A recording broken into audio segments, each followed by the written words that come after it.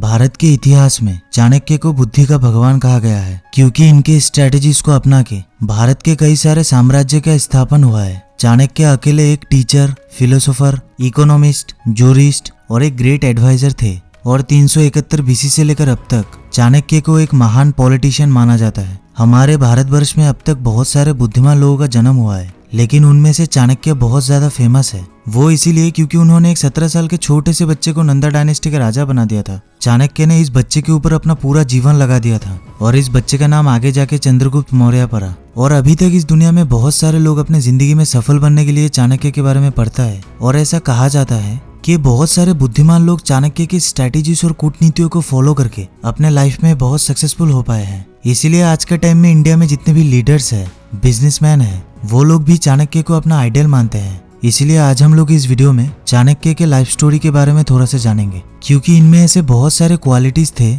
जिसमें से हम बहुत कुछ सीख सकते हैं। इसीलिए इस वीडियो को बिना स्किप किए एकदम अंत तक देखना। तो चलिए स्टार्ट करते हैं। आज से लगभग हजारों साल पहले 371 बीसी में चाणक्य का जन्म हुआ था और उनको कौटिल्य और विष्णुगुप्त के नाम से जाना जाता था। वो बचपन से ही बहुत तेज दिमाग और बुद्धिमान थे, इसीलिए उनके पिताजी ने उस टाइम के सबसे फेमस स्कूल तक्षशिला में उनका एडमिशन करवा दिया और वहां से उन्होंने अपनी पढ़ाई पूरी करने के बाद उसी तक्षशिला यूनिवर्सिटी में एक प्रोफेसर के तौर पे बच्चों को पढ़ाने लगे और साथ साथ इंटरनेशनल डिप्लोमेसी और पॉलिटिकल गवर्नमेंट कैसे बिल्ड करना है, इन सब के बारे में खुद भी पढ़ने लगे। और चाणक्य धीरे धीरे इन सब में एक्सपर्ट बन चुके थे और चाणक्य इतने बुद्धिमान थे, वो अगर किसी से बात करते थे तो उसके चेहरे को देख के ही बता सकते थे कि वो क्या सोच रहा है और ये बिल्कुल सटीक प्रेडिक्शन करते थे। और इन सब कलाओं में चाणक्य मास्टर बन चुके थे। और 371 बीसी में मगध सबसे बड़ा साम्राज्य था नंदा डायनेस्टी के, और जिसका नाम था पाटलिपुत्र, जो कि आज के समय में पटना के नाम से जाना जाता है। और नंदा डायनेस्टी उस समय सबसे पावरफुल राज्य था और जिसके राजा थे धनानंद।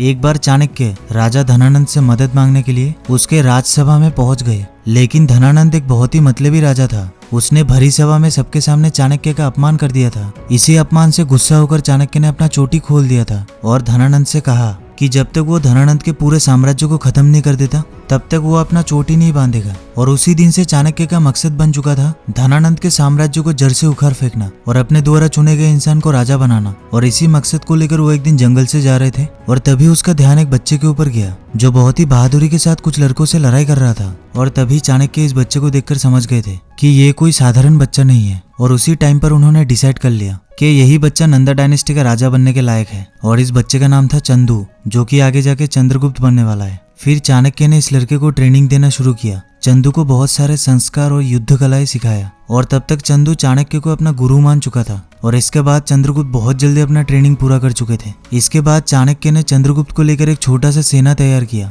और नंदा डायनेस्टी के छोटे छोटे राज्य में अटैक करना शुरू कर दिया था। और धीरे धीरे इन छोटे छोटे राज्यों के सेनाओं और लोगों को अपनी टीम में शामिल करने लगा। और ऐसे करते करते चाणक्य ने अपना 8 लाख सेना तैयार कर लिया था, जो धनानंद की सेना से तकरीबन 2 गुना ज्यादा बड़ा हो गया था। और इतने बड़े सेना होने के बावजूद चाणक्य ने बाहर के देशों से कुछ राजाओं को भी अपने साथ ले लिया था और अपनी पूरी सेना लेकर चाणक्य ने धनानंद के नंदा डायनेस्टी पर अटैक कर दिया था। और इस अटैक में चाणक्य की जीत हुई और चंद्रगुप्त ने राजा धनानंद को मार के पूरे नंदा डायनेस्टी का राजा बन गया था। और जीत के बाद चाणक्य ने चंद्रगुप्त का प्रधानमंत्री बनकर अपना पूरा जीवन बिताया, क्योंकि चाणक्य एक बहुत ही दयावान और अच्छे व्यक्ति थे। उनको धन और सिंहासन का कोई भी लोभ नहीं था। वो सिर्फ एक अखंड भारत का निर्माण करना चाहता था। अगर चाणक्य चाहते तो महलों में ऐशो आराम की जिंदगी बिता सकते थे, लेकिन इन सब को छोड़ के वो एक छोटी सी कुटिया में रहते थे और एक साधारण जिंदगी बिताने लगे। चाणक्य हमेशा दूसरों की मदद करने के लिए सबसे आगे रहते थे। और उस समय के दौरान चाणक्य ने 2 किताब भी लिखा था और इनमें से पहले किताब का नाम है चाणक्य नीति